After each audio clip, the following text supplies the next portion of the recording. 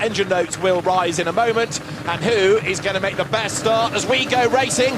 Good getaway by Josh Webster from the outside of the front row. George Gamble goes with him, but it's Dan Harper who leads into Allard, but it's going to be very tippy-toey, Tim Harvey, on this first lap. Yeah, tricky conditions. I think slicks is absolutely the right call, because looking at the sky, it's really only a passing shower, and the track is 50-50 dry wet, so they should get some temperature in the tyres. But it's a brave call by the Motorbase boys, Plato and Lewis, to come in and put wets on, because they've given up a good grid position. But look at the green car of Tom Roach on wets, the first of the three on the wet tyres. He's already caught and passed Justin Sherwood. Now at the moment the road is wet, that's playing into his hand, so they've got to get on with this and try and gain track position while the road is at its wettest. Look at number 55 Dan Vaughan, number 11 Lewis Plato. They're the other two in the red and white colours on wet tyres. Here comes Tom Roach now up the inside line with bags more grit. 7th across the timing line, Carl Leonard in a new car since testing. He crashed on Friday. He's about to lose a place. Round the outside, they're going through green up towards the complex goes Tom Roach. That gives him another place, puts him into the top 6. He's flying. Here comes Roach. He's up to 4th. He's done the fastest lap of the race. He's about to get 3rd from Webster. Yeah, he's 3 seconds quicker than the leaders on that last lap, but that isn't really enough. He needs to be 10-15 seconds a lap quicker to get down the road far enough for when the track dries out later in the race, I think. And Tom Roach is going to be the race leader on this lap. Slicks for Harper, wets for Roach. He's got bags more grip. Where does he make the move as Dan Harper gets oh so close to the edge? If Harper's sensible, he'll let him go, but they're neck and neck, side by side into Church. Dan Harper on the inside line hangs on to the advantage, but Tom Roach crawling all over the back of him, needing to get on with this, of course, because Dan Vaughan is closing up behind him now. Because Roach now goes for the race lead, gets up the inside of Harper. He's almost level, almost level. Look at Dan Vaughan, look at Lewis Plato catching up as well, but Dan Harper, great defence, tries to hang on to the advantage, but no, round the outside does go Tom Roach into the lead from the pit lane. Now Dan Vaughan goes 2nd, and all Dan Harper can do is wait for the track conditions to change in his favour.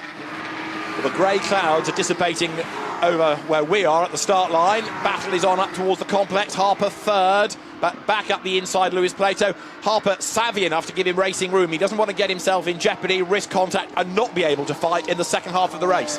He's got to get past the traffic, obviously, but the gap 1st to 4th is 2 seconds. And here he comes, Dan Harper out of Church. Wide goes Lewis Plato. And now Dan Harper is level. He's going to have the inside line down to the chicane. There's more grip afforded to him. And look at that, breezes by. While Harper is a bit stuck through the traffic here, is Tom Roach building the gap up front? Let's see. Now Harper is on the attack. And look, it's as though he gets a load of turbo boost almost. He just charges past. Look at Webster doing the same on the drier part of the circuit on the better tyre. So challenge for the lead now. Here comes Harper, his favourite place. Once you've worked out where to do it, it becomes quite straightforward, doesn't it? And this is how George Gamble found a way through. So out of the chicane, he will accelerate. Drier part of the circuit, slick tyres versus wets. Door opens, the traction is there, so is the pace. Yeah, and nice and easy, isn't it? The British weather has made Carrera Cup GB very lively, very interesting indeed. And once again, Dan Harper prevails. Dan Harper wins race 1 at Thruxton. He's never raced a Porsche around here, but you wouldn't have thought it, would you, as Dan Harper takes the win. 5.9 seconds ahead of Josh Webster. It's a win from pole with the fastest lap for Dan Harper. In 3rd place, it's going to be George Gamble, who comes across the line. Dan Harper takes honours here at Thruxton in round 9 of Porsche Carrera Cup Great Britain. Josh Webster 2nd, and 3rd goes the way of George Gamble. Seb Perez 4th. 5th is the Pro-Am winner, Esme Hawkey, ahead of Jamie Orton. And then Tom Roach, the best of those on the wet, having started from the pit lane.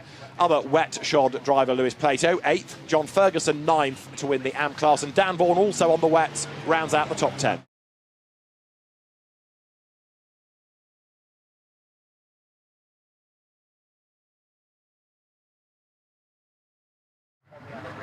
Three classes, 3 races within one. It is round 10 of Carrera Cup GB. The lights are red, the lights go out. Good start is made by Jamie Orton.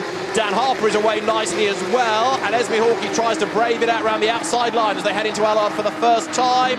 And just about hangs on to that 2nd place. Now comes under attack from the two Amigos cars. Look, George Gamble tries to go around the outside of Jamie Orton for the race lead. Goes deep into the corner. There's contact as Orton goes across the road. Perez leads.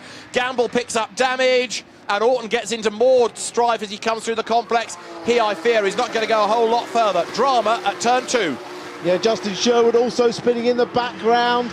This is the danger of reverse grid races, and it looks like Gamble's out. George Gamble is out. The two Amigos cars made great starts, didn't they, going round the outside, but at the first corner, first complex, it all got tied together. Obviously a perfect first lap for Dan Harper. He's gone from 6th to 3rd, but at the moment Josh Webster needs to make us big. Outbraking himself is Seb Perez, and we saw another lock-up from Roach behind. So on his new square tyres, Tom Roach perseveres in 4th place, and another spin. Around goes Carl Leonard, yeah. So in the Virgin White car, there you've got Esme Hawkey, and we understand it's now spitting with rain. Well, we had a wet-dry first race, which was very entertaining. Here is Plato making his move on the inside for 5th, goes through into Allard. Dan Vaughan goes through, up into 7th position then now. We're getting a driving standards flag as well for Esme Hawkey, interestingly. Now Harper is a little bit nearer, the gap down to just 0.284 of a second as they come now to the complex once again.